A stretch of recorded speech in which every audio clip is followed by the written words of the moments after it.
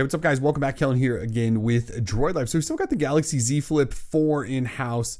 And while I know we've unboxed and our review should be up any moment now, we know you're getting your devices in hand as well. And we haven't told you, what you should do to get the most out of it. So let's do that. These are the first 10 things to do with your Galaxy Z Flip 4. All right, so if you're new to this series, prepare yourself. Sometimes we take a while when we do these, but the idea between our first 10 things series is to let you know, like right when you get your phone, what you should do, the settings you should change, the features you should be aware of, that sort of stuff, so that you're just set up and ready to move going forward and getting the most out of your phone. So that's what we're going to do here. And again, yes, it does take a while. By the way, this is my own personal Flip 4. This is the bespoke edition where I went black and white. And I must say, it turned out quite nice. It looks really, really, really slick. This is a review unit from Samsung in the Bora purple or whatever they're calling it. The worst color.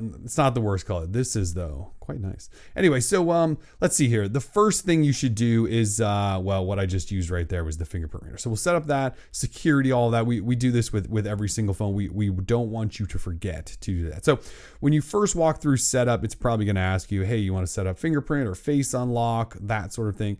Just do that. Please just do it to make sure everything is nice and safe. If for some reason you forget, we go into settings, and in settings, we jump into biometrics and security. Actually, first you need to go to lock screen, and in lock screen, you'll set up a screen lock type. And in here, you'll have to pick swipe, pattern, pin, password, none. You don't want swipe, you don't want none. You want pattern, pin, or password. Those are actually secure. I went with pattern. You saw I just swiped through that. Okay. So once you've set that up, then we'll go into biometrics and security. And once you're in here, you can set up face recognition so that when you flip open your phone, it reads your face and unlocks if you want, or you can do fingerprints, and the fingerprint reader is right here inside of the power button. And it's good because it's not one of those really bad in-screen ones. It's right here, and it's fast, quick, works basically every single time. So to set one of those up, you tap on fingerprints, probably have to do your pattern, password, or pin, and then you just add a finger. And then once you get to this screen, it says basically just start touching it, and it'll say like move your finger a little bit, and you just move your finger a little bit and you just touch it, and it'll walk you through until it gets to 100%. And then you are set up and ready to go. And you can add more, set up as many as you want. Things like Samsung Wallet will say, hey, did you just set up a new fingerprint? Don't worry about that. And there you go. And your fingerprint will now unlock your phone. You can have it set to always on so that even just by touching it when your phone is in like this locked state, it'll unlock, which I haven't. And see how fast it is? I love these things. Can't stand the in-display ones. Love these actual physical ones. But that's pretty much the basics of it. Again, you can set up face, and face combined with fingerprints is a pretty quick way to get into your phone. I haven't set up face on this. Don't know why, but usually I do both just to make it so I can get in no matter what if my hand isn't free. But set up multiple fingerprints. I've definitely set up this thumb because I hold the phone with my right hand and the fingerprint reader is on that side. But I also set up my middle finger on my left hand, because sometimes I grab the phone like this and you can see my middle finger rests nicely on there. So just kind of a little trick. But anyway, set up your fingerprint reader, make sure you're nice and secure. And again, those were in lock screen and biometrics and security. As far as lock screen goes, you can set up your lock screen to not only use the secure stuff, but this is where you would toggle on if you wanted to unlock with your face or your fingerprints. And if you don't want it to do either of those, you can turn those off as well. Okay, so let's talk about displays, because you've got this one and you've also got this one. So the cover display is actually what I want to talk about, and the always on display. So you'll notice you can see the time, battery, and date at all times. That's because I have always on display turned on. So if we flip this open and we go into in settings still, and we go into cover screen, this is where you get some settings for that little screen on the outside. So in here, you'll see clock style, and you can set up a number of different options as far as the clock goes. I've just kind of left mine. I think that's the default, but you can set a number of different clocks. There's even some graphical options down here if you want something to look a little more colorful. You can also change, the background. So if you tap on this option that says clock background image, you can choose from wallpapers or from your own gallery and, set that all up. you can adjust the thing and all of that stuff. If we tap on customize up here, you can change the color of the clock, and that's pretty much the only option you have. I just left it on white, but you might want to throw green on there. Let's try that for a little while. And that's mostly what you can customize in here. Okay, so if we back up though, you can set up widgets. And so the widgets are, as it's showing you, if you swipe across your cover screen, you can see music controls. You've got music playing, weather, today's schedule, your next alarm, that sort of thing. So you sort of decide what you want access to. And then if we back up one more, you can decide if you want your cover screen to show notifications or not, and whether or not you want it to turn on when those notifications arrive. See, I've got both of those on. The other thing to keep in mind here is the always on display. So again, I showed that clock was always on. So there it is. Okay. If you want it to always show, you actually have to go into lock screen, and then here is your always on display. So if you turn that on, that clock will always show.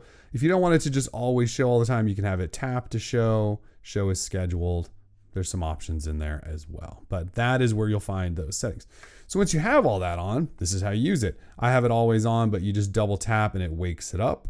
And then if we swipe over this way, this is where you get your incoming notifications, and you can see a whole list of those, and you can swipe those away if you want them to go away, clear all, that sort of thing. If we go back this way, this is where you'll see music controls. If you have music playing, swipe over here, you can see the weather and your calendar and alarms and set timers and all of that. So it's very handy. This cover display doesn't do a ton. You can't type messages out to people or anything like that, but you can view a lot of information and then decide whether or not you want to go back in. So you can double tap to wake it up. You can double tap it to make it go back to sleep, but your cover display is a very important piece of this phone. So make sure you know sort of every little tip and trick there. All right, so the next thing before we get going too far here, I want to talk about Samsung Wallet. So when you first open your Samsung phone, it's like this on just about every Samsung phone. It's one of the things that drives me insane, and it's this. You see this extra thick bar down here? You might think that's your navigation bar. It is not. It is Samsung Wallet. So if I go back to the lock screen as well, you can see it there too. See that little bar down there? That's Samsung Wallet. Out of the box, Samsung, for whatever reason, turns that on everywhere. And so if I swipe from down here, you can see it doesn't use the navigation bar. It actually tries to open Samsung Wallet. It's ridiculous. And the only way to get rid of it is to open Samsung Wallet. So swipe up into it, open Samsung Wallet, sign in with your Samsung account, bypass all of these registration garbage instructions, and then you can start turning those things off. It drives me insane. Anyway, this is how you do that. So you open it up. It'll probably ask for your Samsung password, which you've already done. You log in, all that stuff. Then you go to menu. And then from menu, you go up here to settings. And then from here, you tap on quick access. And then from here, you tap into access, locations, and default card. And from here, you just turn all of this off. And then it's gone from your lock screen, your home screen. When the screen is off, I don't even know what that means. You just turn these off and then that goes away. I left the cover screen one on in case you want to make mobile payments and not have to open your phone. Kind of cool. That's pretty much it. Oh, you can also set your default card if you really want to use Samsung Wallet. Either way now, see? Gone. All gone. You are welcome. So now that we're at the home screen, let's talk about the home screen for a little bit. You guys probably know how to customize a home screen, but just a refresher, the biggest thing you can do is just pinch, here we go. Pinch on it, and this gives you to the overview. So if we swipe over here to the left, this is where you can set whether or not you want Google Discover on or Samsung Free, whatever the hell that is, or you can just turn it off if you want. For those not familiar, this is what we're talking about. You swipe over and you get the feed of news and all of that stuff. So we pinch again. Up here, this is the delete button in case you want to delete an entire panel. There's a home button up here that you can use to toggle on whether or not you want that to be your default home page. So that's what that is. Of course, you swipe over here, you can hit the plus and add a whole new page. Seen this before? Not new. If you want to add or change your wallpaper, I should say, tap on this button, brings you up. You can choose from wallpapers or your own gallery of pictures. This is also where you change your color palette because this is Android 12 and we can customize the color palette so you can jump around and change things. This is where you would do that. And then also if you want your wallpaper to sort of flip to a dark mode by automatic, you can have that do that as well. If we tap on themes, this actually just opens Samsung's obnoxious theme store. I have airplane mode off, so you can't really see that, but you'll find themes, icon packs, wallpapers, and stuff like that. I think they charge for almost all of it now, so have fun in there. This is where you find your widget picker. So if you want to grab a widget. This is where you'll find that. And basically you just find one, grab, drag, and drop. And that's how you do widgets. I don't know what, and to get rid of one, long press and remove. Make sense? Last thing in here though, if we go down to settings, there are some settings you should be aware of. First of all, this is where you'll find your grid. So however many icons you want to go across the top and up and down. And you'll find that for your app drawer, folders, and just your home screen. So you might want to tweak those to really customize that experience. This option up here is a weird one. If we tap on that, it's set to home and app screens. And what it's talking about is your home screens and your app drawer. If you leave that on, you probably should. It keeps your home screens clean and your apps in an app drawer. If you say home screen only, it's going to put all of your apps on all of your home screens, just like an iPhone. And you definitely do not want to do that. So anyway, go back.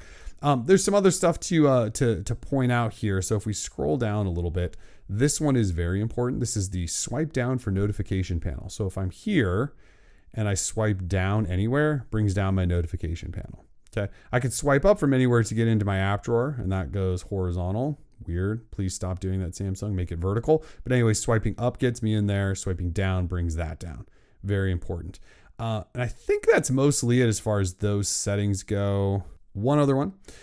Add a new apps to home screen. So if you have this toggled on, and every time you install a brand new app, it'll add that shortcut automatically to your home screen. Up to you if you want to do that or not. I think that's pretty much it though. All right, so from there we go into quick settings. We talk about this in all videos too. Quick settings are these up here. So again, we swipe down, we get our 6 shortcuts. These happen to be my favorite, so I always recommend people put their 6 favorites up there. We can swipe down again and get to an expanded version where you have more quick settings shortcuts, you know, for turning Bluetooth off or getting into Wi-Fi settings or dark mode, whatever. You can have multiple pages of these. You'll notice I also have a brightness slider. So there's some things to customize here. So if we swipe this all the way down and tap on this little 3 dot, and there's an edit buttons thing. In the edit buttons thing, this is where you can long press and drag and rearrange things to be where they want. You'll find other options up here. And if you want these, you can just drag them down. And then you can page over and customize multiple pages, that sort of thing. So that's a key. But again, the first 6, so the top 4 and then these 2, those are important because when we do that initial swipe down, you have those first 6, okay? The next thing I would point out is the quick panel layout. So there are 2 options in here, brightness and device control and media output. So this is like brightness control obviously is to control the brightness of your phone. Device control media is where you would control media, also smart home stuff and smart things and all of Samsung's ecosystem. So you can turn these things off and move them around the panel, that sort of thing. So with mine, I have it set to brightness to show always. So that means when I swipe down once, I have my brightness control handy. If I swipe down again, you can see it here. You'll notice I don't have any of the device or media controls because I turned that completely off. But I'll show you what this would look like different. So show only when expanded. If I tap that and I tap this and say show always for device media. Okay, so this is just to show you what the difference is. So I swipe down, my brightness controls are gone, and here's device control and media. But if I swipe down again, there's my brightness, and then also you can see those too. So those are your 2 option or your 2 different controls, and I put this one to don't show, and I want this one to always show. But you can customize that however you want. Finally, if we go into status bar, there's just a few other things to customize. Number 1 is show notification icons. You can have all notifications just line up over here on this side, or you can have only the 3 most recent ones, or you can have a number of notifications only. Or you could just have none if you never want to see notifications, which would again be some iOS weirdness. Another thing up here is to show battery percentage. If that's taking up too much space, you don't like it, you can turn that off or on. You can look at your notification history here. Some other stuff. Do you want snooze button in your notifications? You'll find those there as well. So I think that's pretty much it. Get your quick set panel set up, get your home screen set up. I think you're good. One other thing from this screen real quickly, let's dive into the app drawer. So swipe up in here. There's not a ton to show you. Again, it's horizontal. We wish Samsung would make this vertical, but they refuse to. So anyways, that's just me complaining. You do have one option up here, a little menu, and you can sort. So you can sort this by a custom order or alphabetical. A lot of times Samsung phones have that set to custom out of the box, which makes my brain melt. So I set it to alphabetical so then I can actually find things. Anyway, that's where that option is. The other thing up there is settings, and it just takes you to all these home screen settings, which we already did. But if we go back, there's just one tip. If you're like me and you set up your home screen with something like a folder, and you want to make that folder quickly, what you'll do is in your app drawer, you just long press on an app and then you say select. And then you go select all the other apps you might want to put in a folder. And then you say create folder. And it'll create a folder. And then you can drag that folder onto your home screen. That is the easiest way to do it. You can see that also lets you uninstall a whole bunch of apps if you want to. Let's now move along and dive into settings. So we'll go up there to settings. And by the way, when I say that, I'm swiping down and there's that little settings icon right there and I tap that. Sorry, it's habits. Sometimes I go a little quick, but anyway, we dive into settings. Here's our giant list of settings. So we're going to go through a number of these. Connections, we're going to skip by this. This is where you'll find your Wi-Fi stuff, your Bluetooth stuff, NFC, your SIM card manager, and things like that. So if you need any of that stuff, that's where you find it.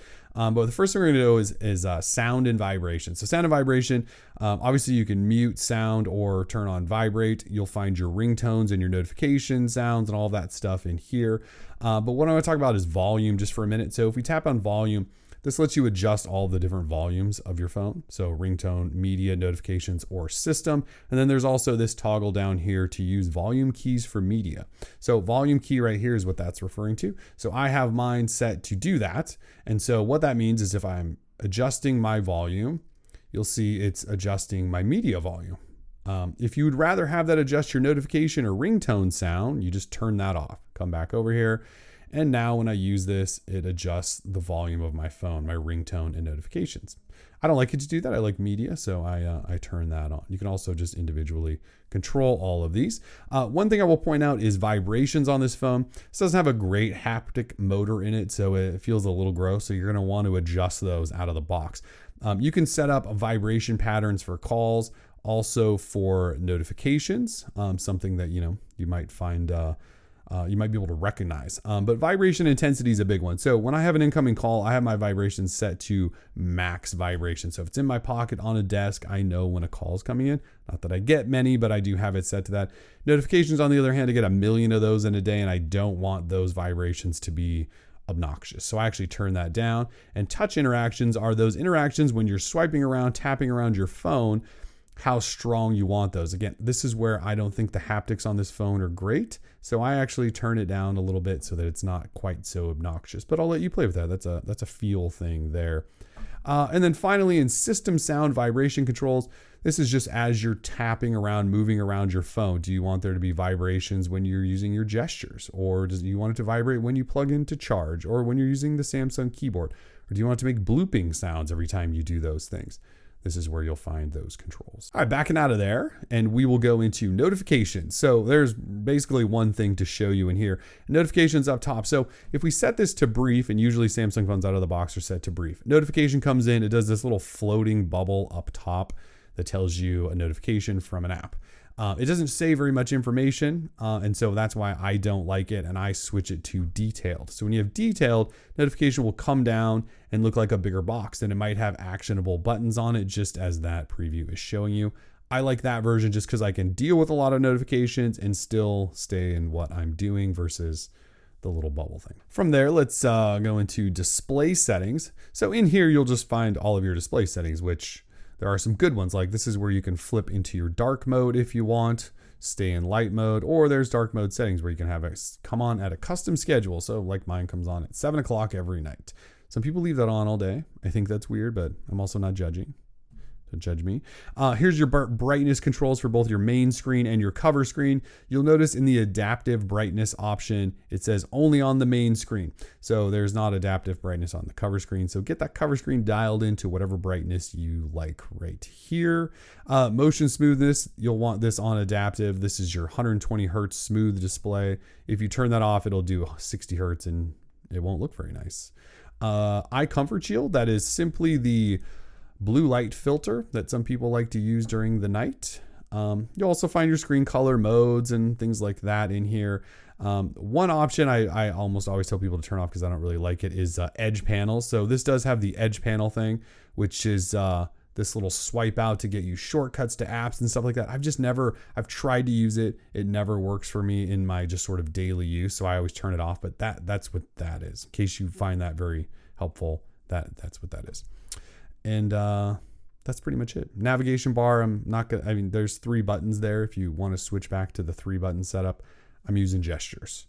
If If you want to do 3 buttons, that's where you'll find it. And next up, if we back up here a little bit, we're going to scroll through most of the stuff. So we've seen it. There's the theme stuff. You know how to change your wallpaper. I showed you that from the home screen. Here's some home screen and lock screen stuff and cover screen stuff. We talked about all that. Biometrics and security, we talked about that as well. We're actually going to go all the way down here to advanced features. So this is a section where Samsung has cool features you may find useful, but it doesn't really know where to put them. So like calling and texting on other devices. You know, if you have a bunch of Samsung devices around, you might want to do that. Same thing with continue apps on other devices. You know, if you got like a Samsung tablet, you may want to toggle that on.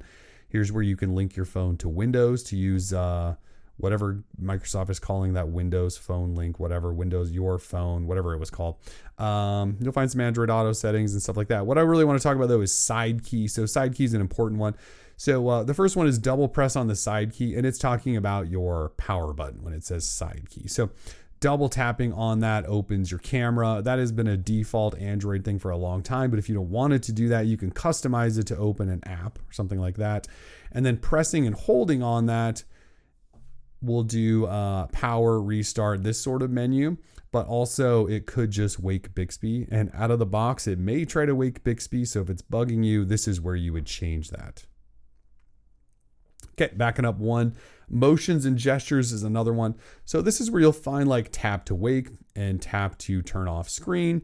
Those are handy shortcuts, I always think. And then after that, you know, here's your lift to wake if you want to use that. Keep screen on while you're looking at it if you want. Alert when the phone is picked up in case you haven't touched your phone in a while. You pick it up and somebody had called you, it'll vibrate to notify you of that.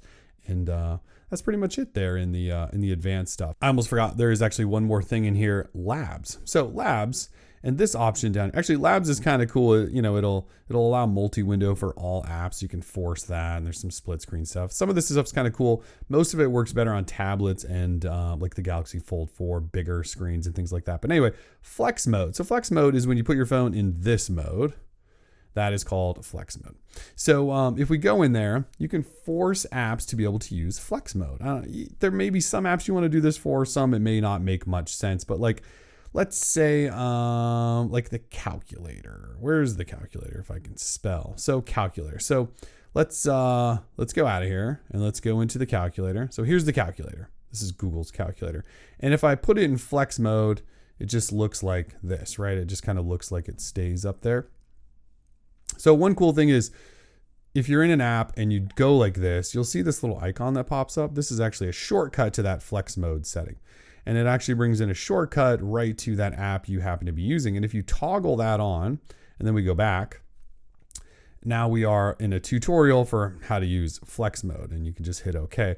But see now when I'm in the calculator, so we go full screen and then I go flex mode, it moves it up to the top. And so then you can see all of the content on that app is up there. That is called flex mode. So it may not work for every single app you want to do, and the calculator may not be a great example, but that is how that works. So anyway, to find that, it was in the labs section, in the advanced feature section in labs, and then flex mode. Or like I said, if you're in an app and you just want to figure out how to do it, you just bend the phone a little bit, you get that little shortcut, and then you can turn flex mode on. All right, next up, we want to talk about battery and device care. So battery and device care, you open this up, it checks your phone to see if it thinks it's running well. Like it checks your battery and your storage and your memory and all of that stuff and says, good job. You can tap optimize now and the phone will try to optimize your phone to make it run the best. It's up to you whether or not you trust that to happen or not. A couple of things to note though from this screen. If you tap on this little graph up here, it'll show you a care report, and it'll show you if you had a bunch of apps that are having issues. Like here you go, Google TV. There was an issue detected and it crashed on me yesterday. Apparently I had no idea that it did that. So if you see a bunch of apps in there doing stuff like that, maybe you just want to uninstall them. There's also an auto restart history in here in case you want to auto restart your phone to, you know, just keep things fresh. And you can do that by tapping this menu and going into automation. And in automation, you can have your phone auto optimize daily, or right here is auto restart. Just keep in mind that when you auto restart your phone, sometimes you need to fully unlock it again to get everything to function properly. So if you do that like in the middle of the night, I can't promise that everything's going to work out great.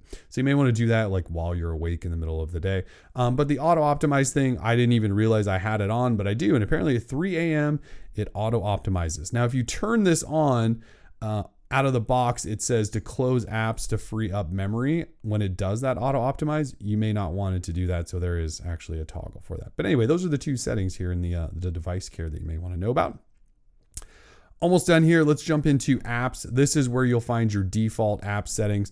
So if you want to use a different browser than Samsung Internet or Chrome, maybe you have Chrome Beta, this is where you would change that. This is where you can set up your caller app, your phone app, your texting app. Those things are all right there. All right, so the final tip I really want to go through here is back into settings. You'll notice this thing down here called developer options that I have. So you're going to turn that on because we're going to change some animation. So I'm going to go up to about phone, and then I'm going to tap on software information. And then once I'm in software information, you want to look for build number, and you're just going to tap on that a whole bunch of times. And then once you do that, it's going to ask you, hey, are you sure you want to turn on developer mode? This is the shortcut to do it, by the way. It'll do a countdown. You'll put in your pattern, password, PIN, whatever. And then you have developer options turned on.